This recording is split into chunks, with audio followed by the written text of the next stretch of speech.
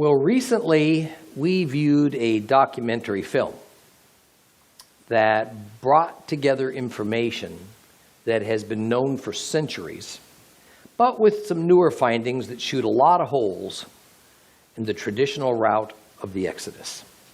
Now, we certainly are not going to solve this today. We're not going to solve what learned scholars over the ages have been unable to.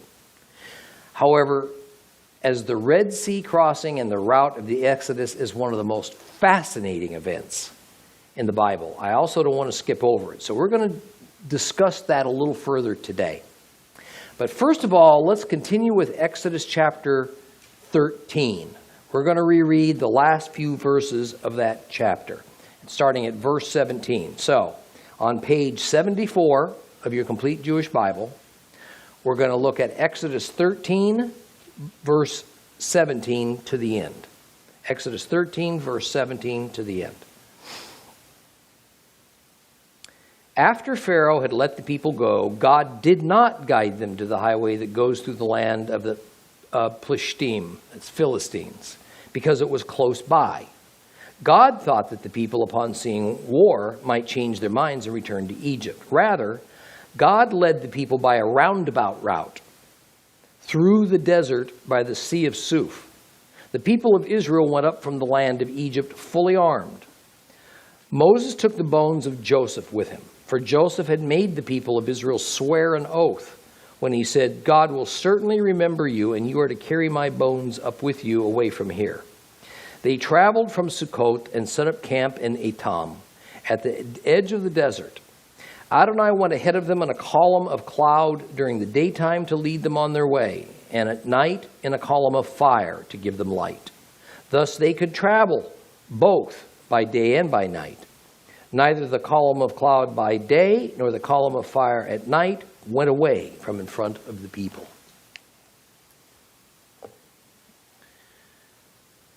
Verse 18 is the beginning of the real controversy surrounding the Exodus, because it says that instead of taking the more direct, well-marked way of the Philistines to the land of Canaan, God directed them to take a route that headed towards, depending on what your Bible version says, either the Red Sea or the Reed Sea.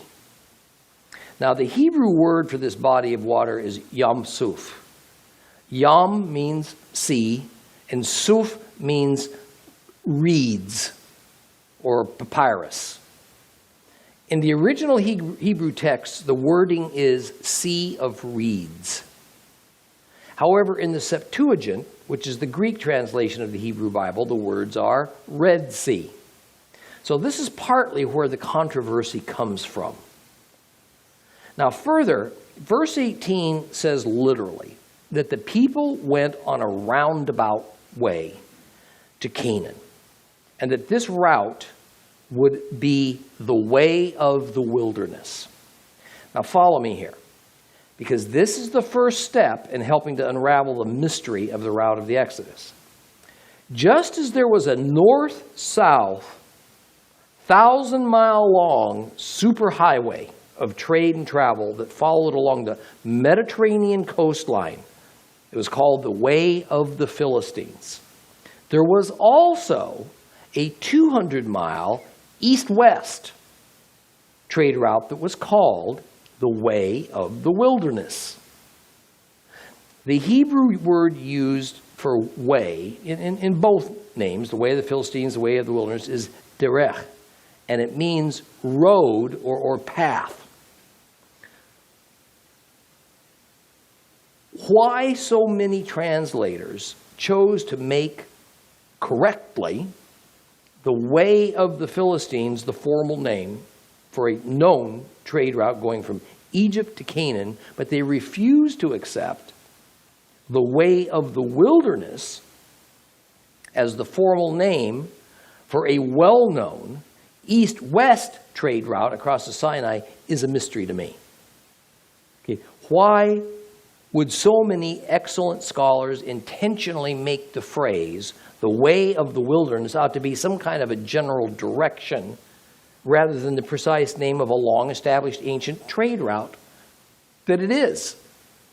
Of course, it could be that when we recognize that rather blatant fact that sits right here before our eyes, it destroys the possibility that the traditional Christian Mount Sinai could be the place where Israel was going, because the way of the wilderness goes nowhere near the place that Constantine's mother determined in a vision was the mountain of God.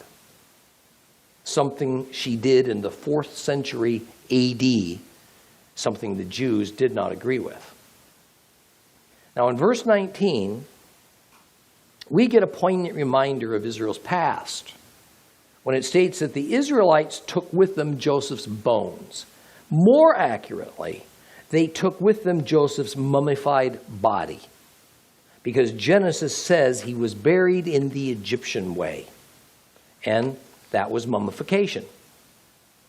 But this also brings a closure to the Israelites' time in Egypt. Joseph was the beginning of that time, and Joseph laid the groundwork for Israel to come to Egypt, at first for sheer survival, then to multiply into a large nation. However, in Joseph's handling of the 7 years of abundant crops and then the 7 years of acute food shortage, the foundation would also be laid for the hatred and the subjugation of the Hebrew people. Recall, Joseph, in cooperation with the Semitic Pharaoh that ruled Egypt when Joseph was in power, took the Egyptian people's animals and crops and eventually their land and their independence away from them in payment for the stored grain necessary to survive those years of great famine. But Joseph's family, Jacob and all of his sons and families, prospered. They did quite well during this period of devastation. While the average Egyptian was suffering and losing their wealth and their freedom, Israel was multiplying and growing prosperous. The bitter jealousy of that incident, along with the exodus from Egypt, has never, even to our day, subsided among the Egyptian people. Well, as written down in Genesis 50, verse 25, Joseph made his family promise to bring him, meaning his corpse, out of Egypt when they left, because he believed God's promises to Abraham, Isaac, and Jacob. He believed that Israel would soon be in Egypt, would only be in Egypt as sojourners, and they would not be there as permanent citizens. He knew it would be a long sojourn, 4 generations equating to about 400 years in the days of the patriarchs. But he absolutely trusted that someday, as promised by Jehovah God, they would leave. He wanted his remains to go with them. Here it states that's what they did. Now we are told that after stopping in Sukkot, where they made and ate unleavened bread, they moved on to a place called Etam, another location that has not been positively identified. Nor is the distance between Sukkot and Etam stated. We are also told that Jehovah went before them by day in a column of cloud, at night fire emitted from that cloud so it could light their pathway. Now understand, unlike what some movies claim, and is often implied in sermons and Sunday school lessons, the Lord was not acting so much like a tour guide or a scout. He wasn't taking the Israelites towards a place that they had no idea where they were going or how to get there. They knew they were going to Canaan, and the Lord told them that they couldn't take the way of the Philistines. Instead, they were to travel using the way of the wilderness. So, the route was generally established for them. Rather, Jehovah was their armed escort. He was guiding, protecting, defending, running interference before them. He was going to tell them when to move and when to stop, when to take a bit of a detour, when to get back onto the path. Isn't that a wonderful picture of how the Lord operates in our lives if we'll just follow him? But we're also given another clue we shouldn't overlook. It helps us a little bit with the route of the Exodus. It says that the appearance of the cloud and fire in it were for what reason? So they could travel by day and by night. When they first left Egypt, they moved both day and night. Why? There are a couple of reasons. First, because they needed to get as far away from Egypt as fast as they could, which also lets us know that they probably went a pretty good distance before they bumped up against the Red Sea or Reed Sea, the Yam Suf. Now, these Hebrew fugitives would never be more energetic or enthusiastic than they were immediately upon leaving Egypt. So this was the best time to put some serious distance between them and Pharaoh. But second, this is because it was late spring when they left. The desert wilderness was hot. Anyone who has lived in the desert knows that the best time to travel in a desert is at nighttime, when it's cooler, and then you rest in the daytime when it's hotter. Now let's move on to Exodus chapter 14. If you have a complete Jewish Bible, it's page 74. We're going to read all of Exodus chapter 14. Adonai said to Moshe, "Tell the people of Israel to turn around and set up camp in front of Pi-Hahiroth, between Migdol and the sea, in front of Baal-Zephon. Camp opposite it, by the sea. The Pharaoh will say that the people of Israel are wandering aimlessly in the countryside. The desert has closed in on them. I will make Pharaoh so hard-hearted that he will pursue them. Thus I will win glory for myself at the expense of Pharaoh and all of his army. And the Egyptians will realize at last, I am Adonai." The people did as ordered. And when the king of Egypt was told that the people had fled, Pharaoh and his servants had a change of heart towards the people, and they said, "What have we done, letting Israel stop being our slaves?" So he prepared his chariots, and he took his people with him. He took 600 first-quality chariots, as well as the other chariots in Egypt, along with their commanders. Adonai made Pharaoh hard-hearted, and he pursued the people of Israel as they left boldly. The Egyptians went after them, all the horses and chariots of Pharaoh, with his cavalry and army, and he overtook them as they were encamped by the sea, by Pi-Hahiroth, in front of Baal-Zephon. As Pharaoh approached, the people of Israel looked up, and they saw the Egyptians right there coming after them. In great fear, the people of Israel cried out to Adonai and said to Moses, "Was it because there weren't enough graves in Egypt that you brought us out to die in the desert? Why have you done this to us, bringing us out of Egypt? Didn't we tell you in Egypt to let us alone? We'll just go on being slaves for the Egyptians. It would be better for us to be the Egyptians' slaves than to die in the desert." And Moses answered the people, "Stop being so fearful. Remain steady, and you will see how Adonai is going to save you. He will do it today. Today you have seen the Egyptians, but you will never see them again. Adonai will do battle for you. Just calm yourselves down." Well, Adonai asked Moshe, "Why are you crying to me? Tell the people of Israel to go forward. Lift your staff, reach out your hand over the sea, and divide it into two. The people of Israel will advance into the sea on dry ground. Now, as for me, I will make the Egyptians hard-hearted. They will march in after them. Thus I will win glory for myself at the expense of Pharaoh and all of his army, chariots, and cavalry. And then the Egyptians will realize that I'm Adonai when I've won myself glory at the expense of Pharaoh, his chariots, and his cavalry." Well, next, the angel of God, who was going ahead of the camp of Israel, moved away and went behind them. And the column of cloud moved away from in front of them and stood behind them. It stationed itself between the camp of Egypt and the camp of Israel, where there was cloud and darkness here, but light by night there, so that the one did not come near the other all night long. Moshe reached out his hand over the sea, and Adonai caused the sea to go back before a strong east wind all night. He made the sea become dry land. Its water was divided into two. Then the people of Israel went into the sea on the dry ground, with the water piled up for them on their right and on their left. The Egyptians continued their pursuit, going after them into the sea, all Pharaoh's horses and chariots and cavalry. And just before dawn, Adonai looked out on the Egyptian army through the column of fire and cloud and threw them into a panic. He caused the wheels of their chariots to break off so that they could move only with difficulty. The Egyptians said, Adonai is fighting for Israel against the Egyptians. Let's get away from them. And Adonai said to Moses, reach out your hand over the sea. The water will return and cover the Egyptians with their chariots and cavalry. Moses reached out his hand over the sea, and by dawn the sea had returned to its former depth. The Egyptians tried to flee, but Adonai swept them into the sea. The water came back and covered all the chariots and cavalry of Pharaoh's army who had followed them into the sea. Not even one of them was left.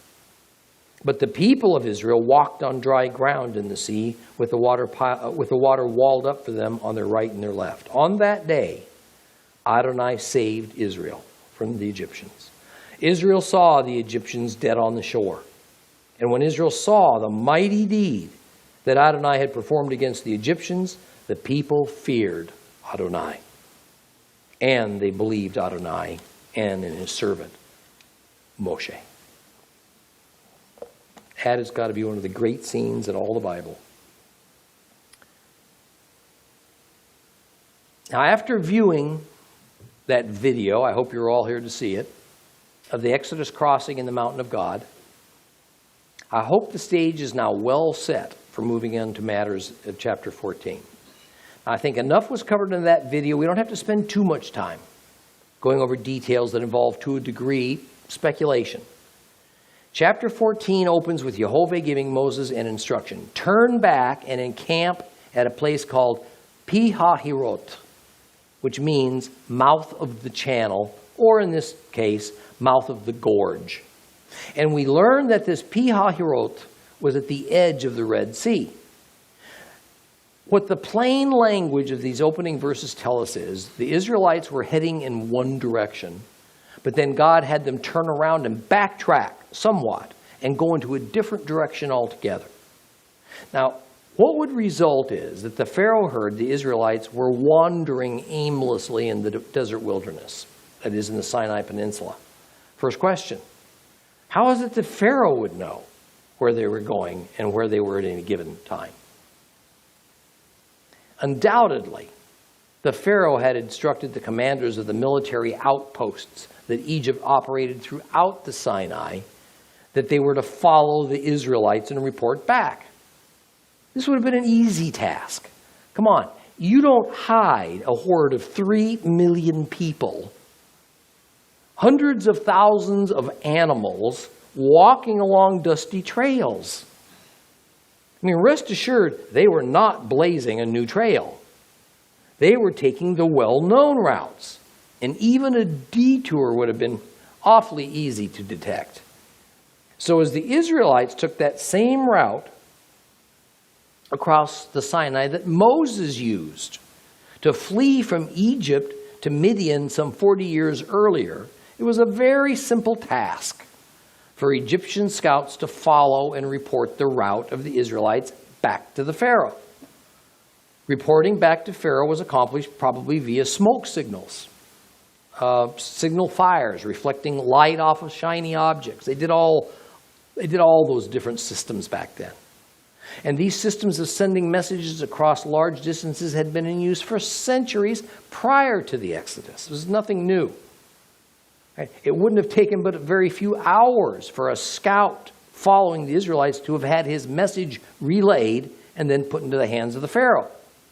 What we need to understand is that as far as Pharaoh knew, Israel was only going to be gone for 3 days in order for the entire nation of Israel to meet together and sacrifice to God. And Pharaoh never trusted that to be the case. In my career in the corporate world, I learned many interesting insights into human behavior, my own included. And one of those is that what a person tends to suspect of others primarily comes from within the framework of what their own thoughts and behaviors are. That is, if a person is cunning and manipulative, they tend to fear that others might be cunning and manipulative of them.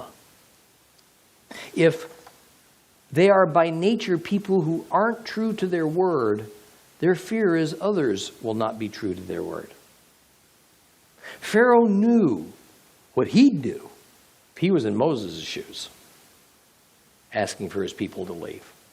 So Pharaoh suspected that Moses would say whatever he had to say. Don't worry, Pharaoh, we're just going out in the wilderness for 3 days.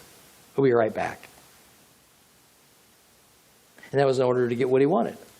In this case, it was to get the people of Israel completely free from Egypt. Now, I don't think Pharaoh ever really believed that this was going to be a short 3-day holiday, which is why he risked the well-being of his nation in an unwinnable battle with God. Of course, in the end, he was right, wasn't he? The other thing we need to know is that the Sinai Peninsula was Egyptian-held territory.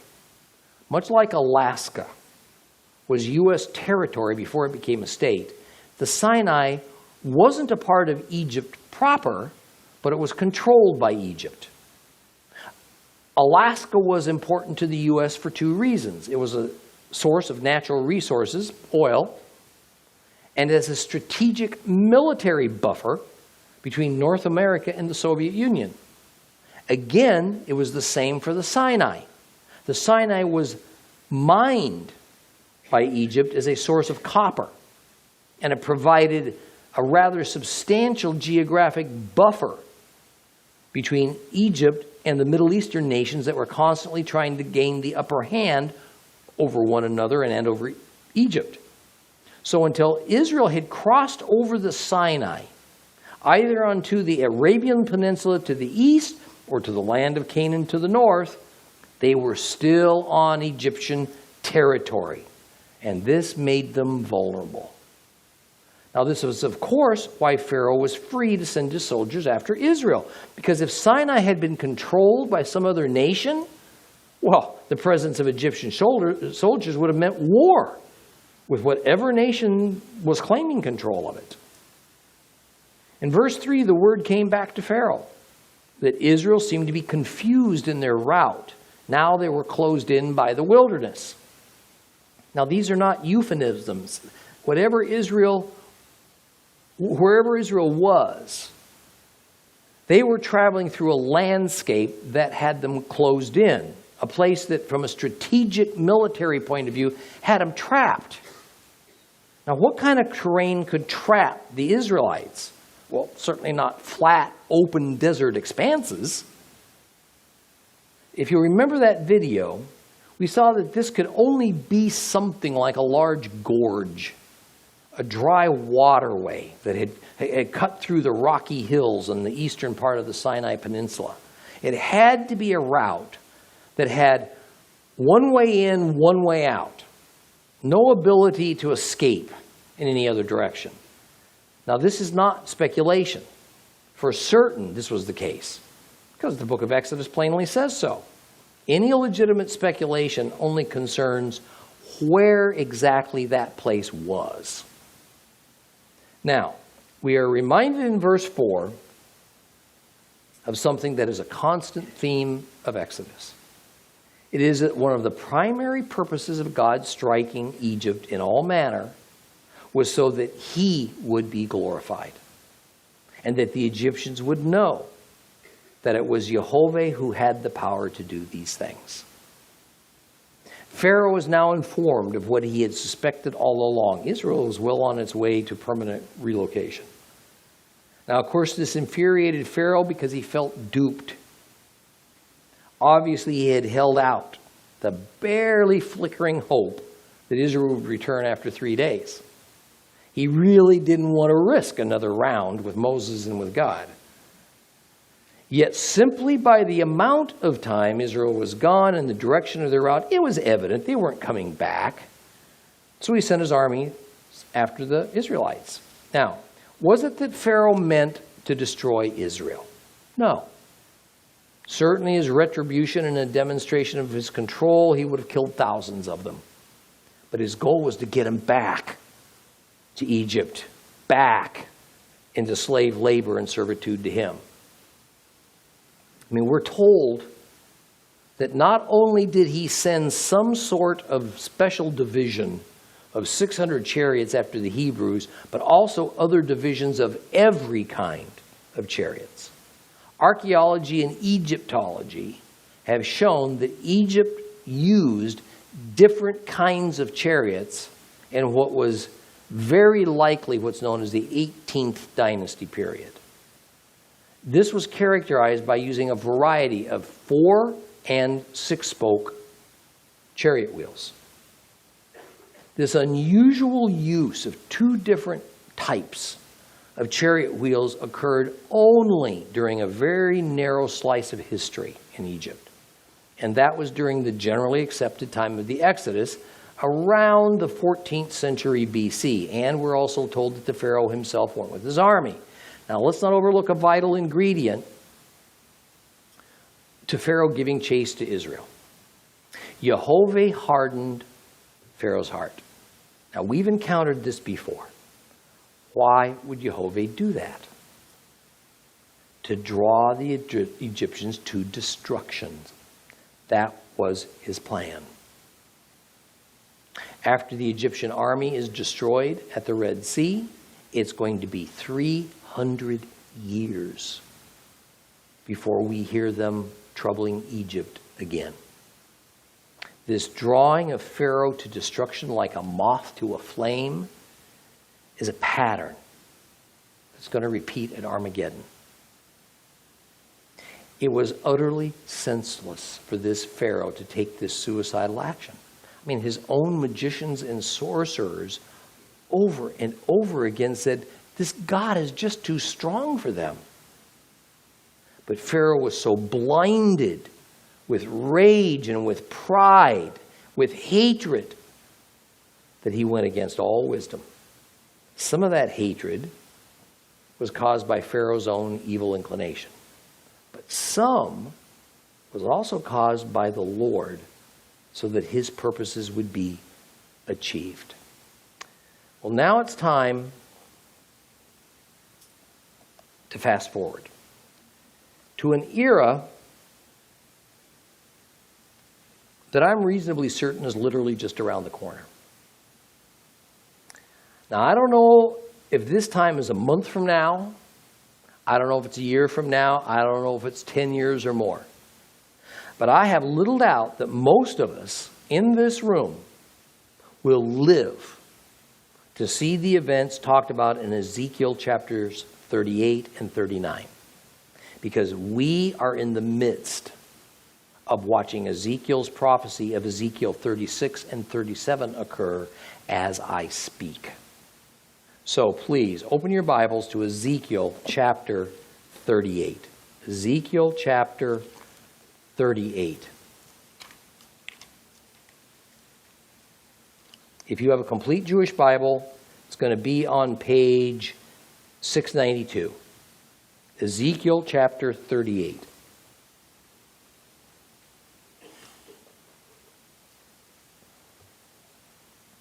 We are going to read from 38, verse 1 to 39, verse 8. The word of Adonai came to me, human being, turn your face towards Gog of the land of Magog, chief prince of Meshech and Tuval, and prophesy against him.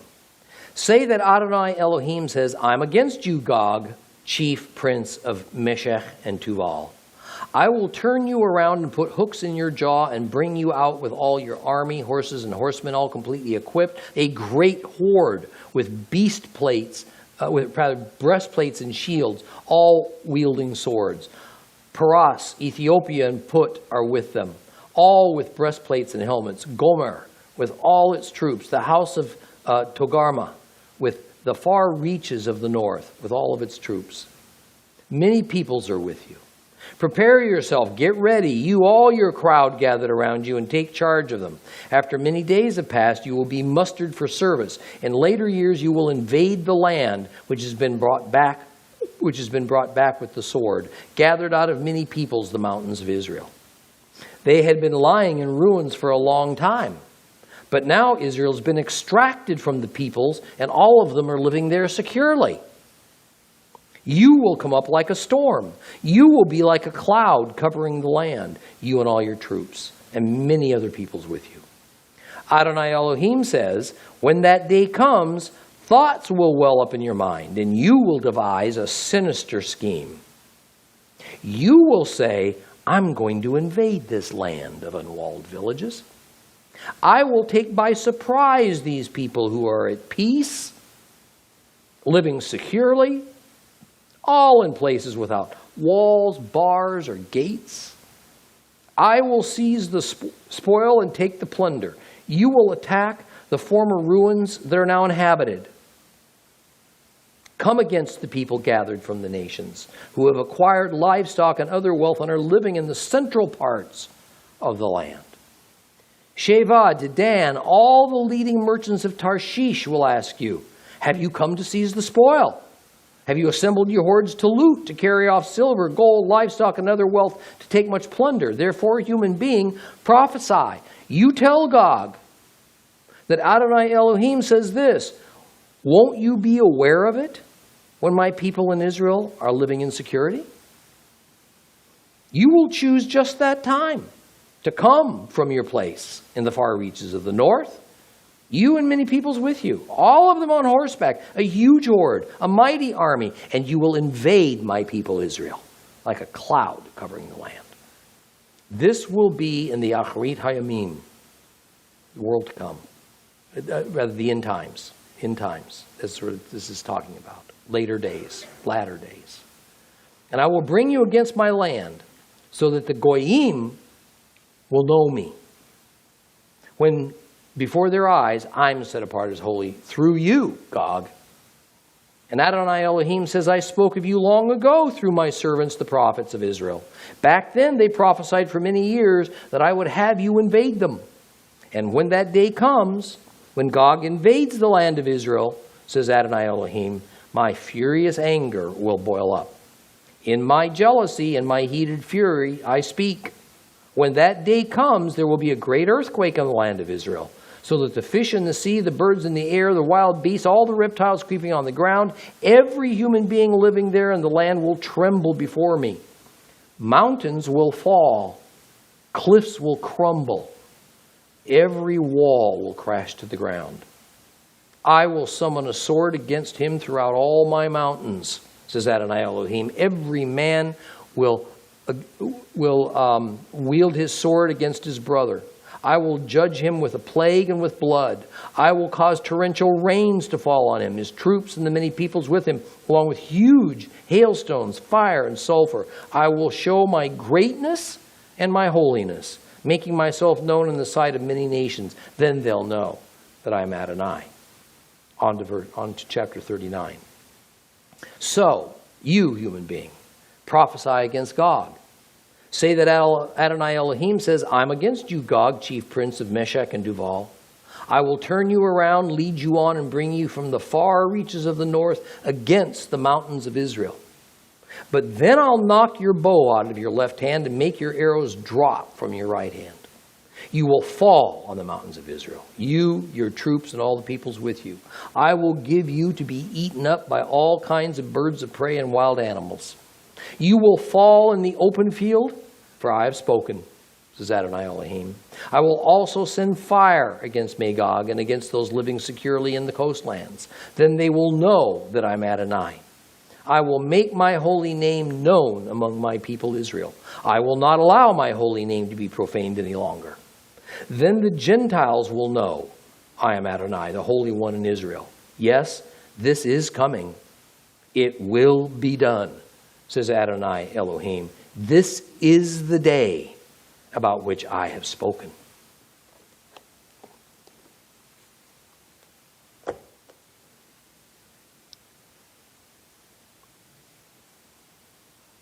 The pattern of the Lord literally baiting those marked for destruction into battle against his people.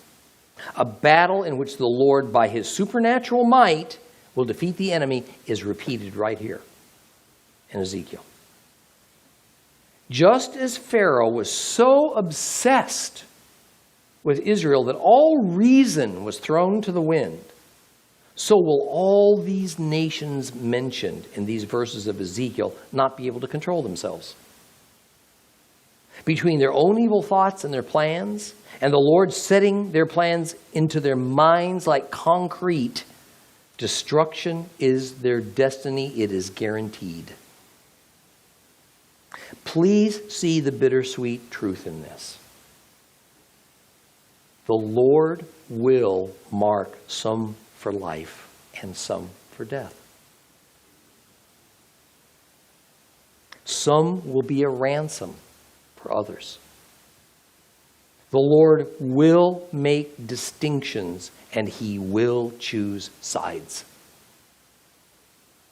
He will sacrifice those who do not belong to Him for the sake of those who do. Now, while on the one hand, it is His will that all are saved, on the other hand, He knows who will be and who won't be. Those who won't be saved will be hardened in such a way as to essentially commit mass suicide on an unimaginable scale by going against the Lord God at Armageddon. Now consider this.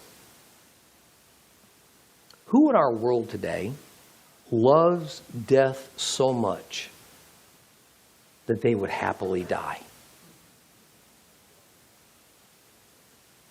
Who would joyfully see their children strap bombs onto their tiny bodies and their entire nation be decimated if it also meant destroying God's people, Israel, in the process? The Muslims. The core group of those who will lead the unbelieving world into self-destruction has been revealed if we'll just open our eyes. It is Islam. Certainly Russia, and its completely godless society, possibly China, also with a society based upon rejection of any spiritual reality, will be part of this great battle for their own good reasons. But it is Islam that has nearly a limitless supply of petrodollars and of people who are anxious to martyr themselves and their families in suicide bombings and a battle simply to destroy any last vestige of Israel, and don't kid yourself, of Judeo-Christianity. Pharaoh knew exactly where to find the Israelites. They were going to be camped at the very seashore spot that Jehovah had led them. Now, it must have been just before sunset that the Hebrew watchmen spotted the Egyptian army in the distance, and they flew into hysteria. People being people, naturally, the first thing they did was to find somebody to blame. Moses. They sarcastically confront him, wanting to know if the only reason he brought them out here is because there wasn't sufficient amount of cemetery space back in Egypt.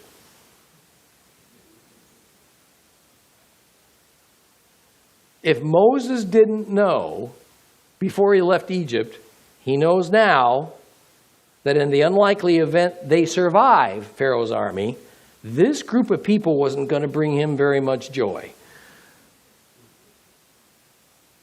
They were whiners, ungrateful, of little faith or courage. I mean, can't you just, I can't. Can't you just picture Moses standing in front of the elders of the people as they point those bony, withered fingers at him, reminding him they never really wanted to leave Egypt in the first place? I mean, after all, slavery's not that bad, right? I mean, better to serve Pharaoh and survive than to die a painful death. In translation, better to serve the evil that we're familiar with, live the life we're comfortable with, than to follow God in faith into what seems like uncertainty. Moses is just not shaken by this. He fires right back at them. Don't be afraid. Stand fast. You're going to see God's deliverance of you today. Moses goes to God. And he tells Moses, so why do you cry out to me? I mean, is Jehovah irritated that Moses approached him with a problem? Of course not. It's as though God fully expects Moses to already know that the first step of any problem is keep moving forward. Don't stop. Go forward. God will make a way. Alfred Edersheim says in his tremendous work, The History of the Old Testament, there are times when even prayer seems of itself to represent unbelief, and only to go forward in calm assurance. That's our duty. I say amen to that. Balaam kept wanting to go back to God, hoping he'd get a different answer. One more in line with what he wanted. We find ourselves in challenging situations that seem to result from doing the very thing that only hours earlier we were so confident was a God-ordained action. Suddenly, an unexpected choice confronts us, and now we wonder, do we go forward or do we pause? Of course, going to God in prayer can't ever be a poor choice. But apparently when our duty before God is already crystal clear, we are to go forward as we pray. This is as opposed to stopping and rethinking whether or not we should have ever begun this journey in the first place. Now notice an interesting response by God. In verse 16, he tells Moses, hold your staff high and stretch out your hand. Just as back in Egypt, when Moses spoke, he spoke with God's authority. Remember earlier where God told Moses that when Moses spoke, it was as if God spoke. Moses was already empowered with God's power to do what was necessary to carry out God's will. This as contrasted with verse 17 when God says, but I will make Pharaoh's heart hard. God empowers us for whatever tasks he gives to us, no more and no less than needed. Of course, we never hold within us more than the tiniest fraction of the infinite power that is Jehovah God. Some things he reserves strictly for himself. God never asks Moses to do the thing that God and God alone has determined is going to be his sole doing, changing a heart for the good or the bad. When we're going about the business of spreading the gospel, we need to keep that in mind. God has never and will never empower any of us with the ability to change a human heart. We can't soften a heart, and we can't harden a heart. Our job isn't to convert anybody. Our job is just to speak and then demonstrate with our lives the truth of the gospel of Christ. The rest is up to him. Next, we're told in verse 19 that the messenger of God changed position from leading Israel to being stationed between Israel and the Egyptian army. In almost every instance in Exodus 14 that our Bibles say the Lord or God or Adonai, in fact, the original Hebrew is God's personal name, Yehovah. Only a couple of times in this entire chapter do we find a reference to God as anything other than Yud-Heh-Vav-Heh, Yehovah. And here we encounter one of those times. The Hebrew that is translated angel of God or messenger of God most of the time is Malach Elohim, or Melach Yehovah. In this verse, the Malach Elohim, the angel of God, is clearly identified as that cloud that was leading Israel. Sometime later, this visible presence of God would rest over the Holy of Holies in the wilderness tabernacle. There, it is called the Shekinah, or as we typically call it, the glory of God. So, what do we know about this cloud, this presence of God that has been leading Israel, but now it suddenly moves to divide the camp of Israel from the camp of Egypt? More precisely, we find that God is being a hedge of protection around Israel. We're told something that should be quite familiar to us now in verse 20. It is that the cloud gave what to the Egyptians and what to Israel? Darkness to Egypt, light to Israel. The same cloud. Darkness to Egypt, light to Israel. Now remember our Hebrew lesson back in Genesis 1, where God created darkness and light. And that the words chosen really weren't about daytime and nighttime, or about visual light or visual darkness. The Hebrew word used for darkness there is choshech, a very negative word. It denotes a type of blindness or evil or an obstructing force, a spiritual darkness. For light, the Hebrew is or, which refers to illumination, a positive spiritual force, something that emits truth and goodness.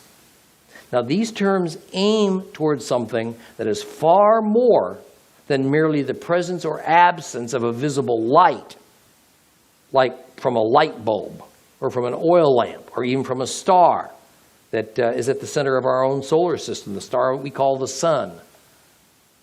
We saw those terms again in Exodus as part of the description of the 9th stroke or plague upon Egypt. When Egypt was plunged into horrifying 3 days of what? Spiritual darkness. At the same time, the Israelites up in the land of Goshen were experiencing enlightenment or illumination. God's light, His goodness, was showering down upon His people. Here we see these same two terms again. Once again, God has put choshech upon Egypt, meaning Pharaoh's armies, or upon the camp of Israel. But what is kind of startling, if we think about it, is that both this spiritual darkness and spiritual light are coming from the same source. From this cloud, this angel of God, this almost impossible to explain presence of God. On the one hand comes darkness for some, on the other hand, light for His people. For those who oppose Him, darkness and death. For those who are His own, light and life. This is not an image of God that we're used to seeing, and frankly, many of us aren't very comfortable with it. Some like to say, well, yeah, but that's the Old Testament. See, the Old Testament God's different from the New Testament God. No, my God's not. We're reminded scores of times in the Old and New Testament that God never changes. There is no shadow of turning in Him. What we must keep in mind is that Jehovah has determined what belonging to Him means. How's that defined? And what it does not. Whether in the past, present, or future, what is not His will be eternally destroyed. What is His will be eternally existent and present with Him. There's no in between. There's no appeasement. There's no compromise. There's no neutrality. There's no changing His mind. And by the way, let's explore just what changing means when we're referring to God. His never changing is referring to his attributes and his character, as reflected in his principles and in his governing dynamics. It is not changing if he grants you a healing from a disease, but he doesn't grant one to me.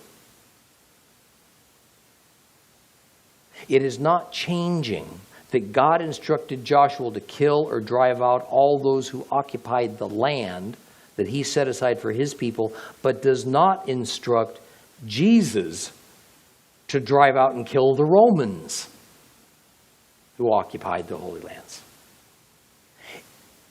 It's a matter of timing. In fact, at a prescribed time in history, Yeshua will not only drive out and kill all those who have no place in the land of God, he will destroy all of those worldwide who oppose God, even if only in their hearts, in a great battle that we call Armageddon.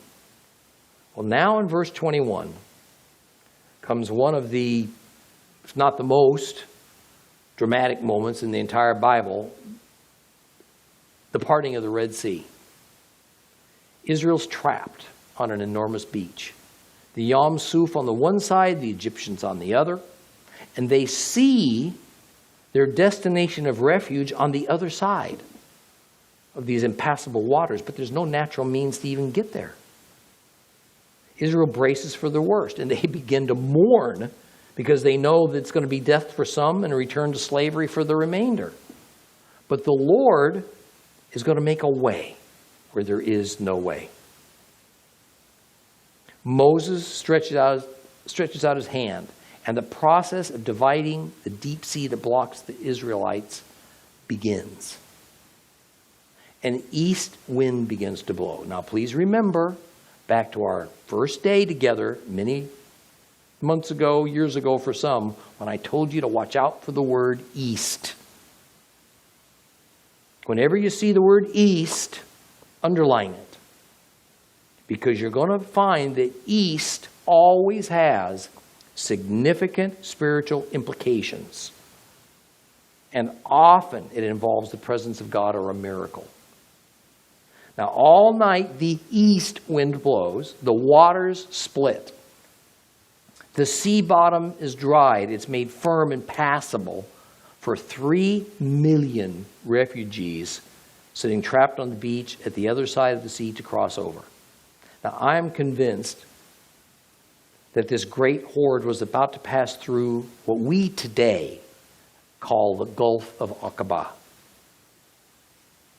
Let us now and forever put to rest the liberal and secular notion that if the Exodus happened at all, that the Hebrews crossed over a shallow mud flat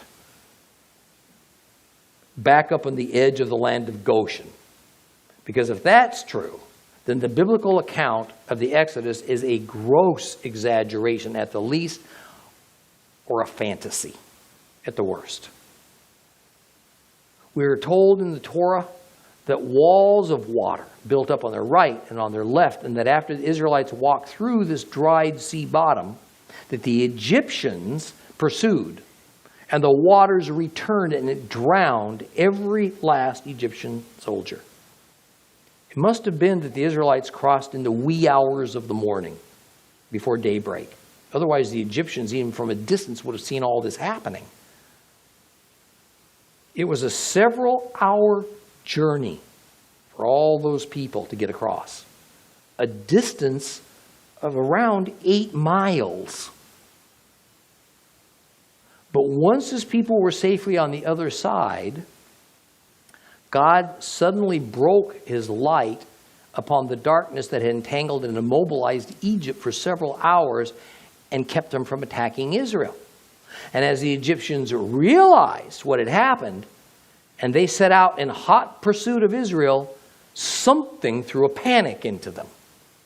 They were so terrified that the soldiers determined to flee for their lives because it says in verse 25, Jehovah makes war for them, for Israel, against Egypt.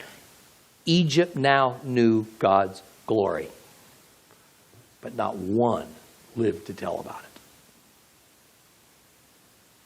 The scene here is a shadow. It's a type. It's a pattern of what is going to happen in those last moments of this present world when the darkness, this ever-deepening shroud of evil that pervades it, that rules over it, will become darker and darker. Then suddenly, when only a few are expecting it, all will be plunged into a heavenly light. Satan, his demons, and all that belong to him will not be able to stand in the light of God's presence. We've all heard that statement about Satan and his demons being unable to stand in the light of holiness. But perhaps what we haven't quite realized is just what that means, which is this. It is that those in union with darkness will be burned up by that same light that those who have come out of the darkness into union in Christ will be saved by. As an aside, it says not one of Pharaoh's men survived. Did Pharaoh die here along with his troops? We're not told. Many think he did. There is some evidence in Egyptian historical documents that during the supposed time period of the Exodus, the Pharaoh died, and Egypt went into a terrible decline that lasted for decades. It's not explained as to just why this Pharaoh's death and the sudden collapse of Egypt were tied together. But if indeed this was referring to the Pharaoh of the Exodus, it would explain a lot. Egypt, now without its leader and the rightful heir to the throne, having died during Passover night, along with a quarter of the population of Egypt leaving all at once, no wonder Egypt collapsed. This chapter concludes with the words that Israel saw all that God did and they held him in awe. But it also says that they had a change in heart. And in addition to trusting God, they also trusted Moses. We're talking to the Israelites. Unfortunately, that was just for a time, because it wouldn't be but just a few more days before they lost faith again and all the whining and all the doubt resurfaced. God's people haven't changed a whole lot in 3,500 years, have we? I don't think so. Well, we'll continue with Exodus and the wilderness journey next time.